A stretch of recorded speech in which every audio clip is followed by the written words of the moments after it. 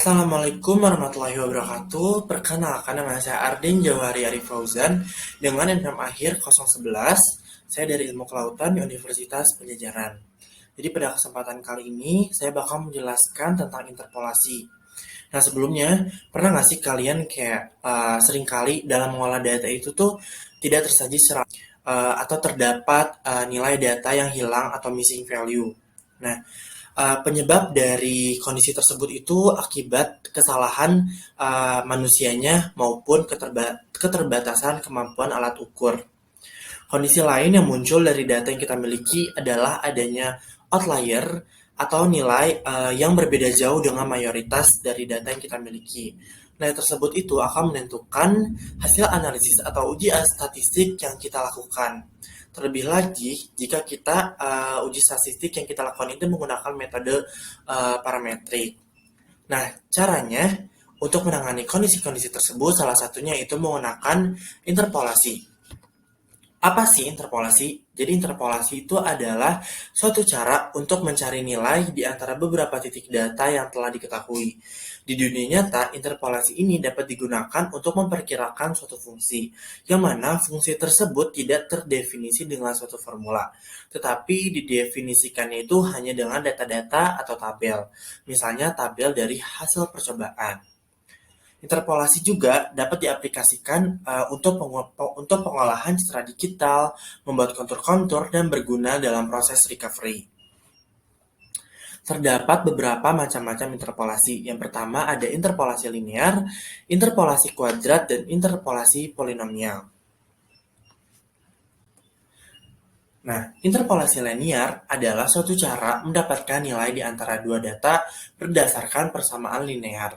Interpolasi linear ini merupakan metode untuk penentuan suatu nilai fungsi persamaan linear berdasarkan hukum kesebandingan.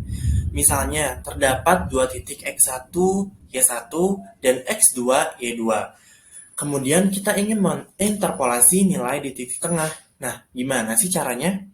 Langsung ke rumus, lanjut ke rumus interpolasi linear. Nah, rumus interpolasi linear yang pertama kita lihat terdapat grafik.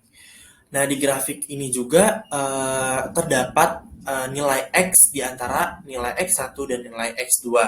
Nah, tujuan dari interpolasi linear ini untuk mendapatkan nilai di antara dua titik data berdasarkan persamaan linear. Rumusnya dapat kita lihat untuk mencari X1 plus Y min Y1 per Y2 min Y1 dikali X2 min X1. Nah, sedangkan untuk mencari nilai Y1 plus X min X1 per X2 min X1 dikali Y2 kurangi Y1. Selanjutnya adalah interpolasi kuadrat. Apa sih interpolasi kuadrat? Jadi interpolasi kuadratik ini sebenarnya tidak jauh dengan interpolasi linear. Jadi interpolasi kuadrat ini adalah metode penyempurnaan setelah interpolasi linear. Karena banyaknya kasus dengan penggunaan interpolasi linear ini tidak memuaskan sebab fungsi yang diinterpolasi berbeda cukup besar dari fungsi linear. Untuk digunakan polinomial lain yang berderajat 2 atau interpolasi kuadrat lebih mendekati fungsinya. Untuk rumus-rumus dari interpolasi kuadrat yaitu interpolasi kuadrat ini digunakan untuk mencari titik-titik di antara tiga buah titik yaitu P1, P2, dan P3 dengan menggunakan pendekatan fungsi kuadrat. Nah, bisa kita lihat dari grafik yang di samping kiri itu ada titik-titik di antara tiga buah titik yaitu P1, P2, dan P3. Nah, untuk mencari nilai Q X, Y bisa kita gunakan rumus di samping dari grafik yaitu Y sama dengan Y1 dikali X min X2, X min X3 per X1 min X2 kali X1 min X3 sampai seterusnya. Nah, untuk yang terakhir adalah interpolasi polinomial. Jadi, interpolasi polinomial ini merupakan teknik interpolasi dengan mengasumsikan bahwa data yang kita miliki mengikuti polinomial baik berderajat 1 atau linear maupun berderajat tinggi. Interpolasi dengan metode ini dilakukan dengan terlebih dahulu membentuk persamaan polinomial.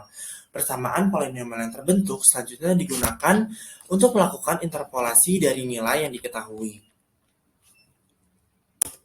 Nah, untuk rumus interpolasi polinomial. Jadi interpolasi polinomial ini dipakai untuk mencari titik-titik di antara n dari titik P1, X1, Y1, P2, X2, Y2, P3, X3, Y3, sampai seterusnya, dengan memakai pendekatan fungsi polinomial pangkat n-1. Nah, untuk rumusnya bisa kita lihat, yaitu Y sama dengan A0 plus A1X plus A2X kuadrat plus dan seterusnya sampai dan seterusnya. Jadi dari rumus tersebut nilai dari setiap titik ke dalam persamaan polinomial di atas diperoleh persamaan simultan dengan n persamaan dan n variabel bebas seperti di samping dari ini, yang Y1, Y2, Y3 sampai seterusnya yaitu Yn. Selanjutnya kita ke contoh soal. Nah, soalnya diketahui grafik di samping. Nah, dari grafik di samping itu carilah nilai Y untuk titik X sama dengan 3,5 yang berada di antara titik P1 yaitu 1,5, P2 2,2, dan P3 3,3. Jadi dapat kita simpulkan bahwa kita tuh mencari nilai P4. Nah, cara penyelesaian dari contoh soal yang tadi adalah sebelumnya contoh soal yang tadi ini merupakan interpolasi kuadrat. Nah, di soal tadi itu kan yang pertama-tama kita lihat ada grafik. Nah, di grafik ini tuh memuat nilai P1, P2, P3. Namun nilai P4 ini tuh belum diketahui. Berarti nilai P4 ini yang kita cari. Jadi berapa sih nilai P4 ini? Nah, untuk caranya kan P4 ini tuh nilai X-nya, variabel X-nya tuh diketahui yaitu 3,5. Nah, yang berarti yang kita cari itu nilai Y. Nah, caranya yaitu yang pertama kita langkah awalnya memasukin rumus dari interpolasi kuadrat. Yang Y sama dengan Y1 dikali X min X2, X min X3 per X1 min X2 dikali X min X1 ditambah Y2 sampai seterusnya, sampai Y3. Langkah kedua yaitu kita masukin nilai-nilai variabelnya yang Y sama dengan Y1 sama dengan 5, X-nya sama dengan 3,5 dikurangi X2-nya 2. Pokoknya kita masukin nilai variabelnya masing-masing. Lalu langkah selanjutnya kita langsung mencari nilainya saja. Jadi Y-nya sama dengan untuk yang pertama nilainya itu adalah 1,875 ditambah untuk yang kedua nilainya itu min 2,5 lanjut ditambah nilai yang ketiga 5,625.